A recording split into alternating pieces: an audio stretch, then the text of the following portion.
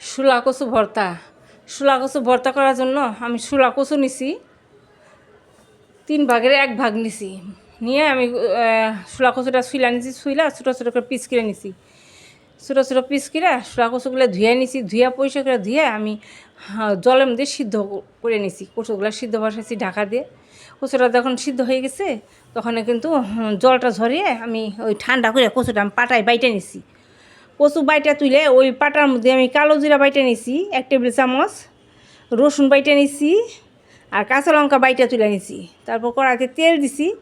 তেলটা যখন গরম হয়ে গেছে তখন আমার কচু বাটাটা দিয়ে দিছি।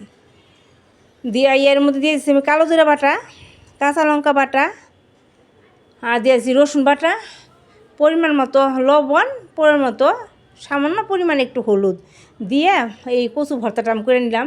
আর আরেক চুলা আমার ভাত হয়ে গেছে, একদম গরম গরম ভাত আর কচু ভর্তা। এই শুলা কচু ভর্তা খেতে কিন্তু ভালো লাগে, এইভাবে ভর্তা করে নিয়ে শুলা কচু ভর্তা আর গরম ভাত খেতে কিন্তু অনেক স্বাদ লাগে। আমার এই শুলা কচু ভর্তা আর গরম ভাত রান্নার রেসিপিটা যদি ভালো লেগে থাকে পেজটি সাবস্ক্রাইব করে আমার ভিডিওতে একটা লাইক করবেন। আর এরকম করে শুলা কচু ভর্তা করে খেয়ে দেখবেন, গরম ধোয়াটা ভাত আর শুলা কচু ভর্তা দেখবেন খেতে কত ভালো লাগে।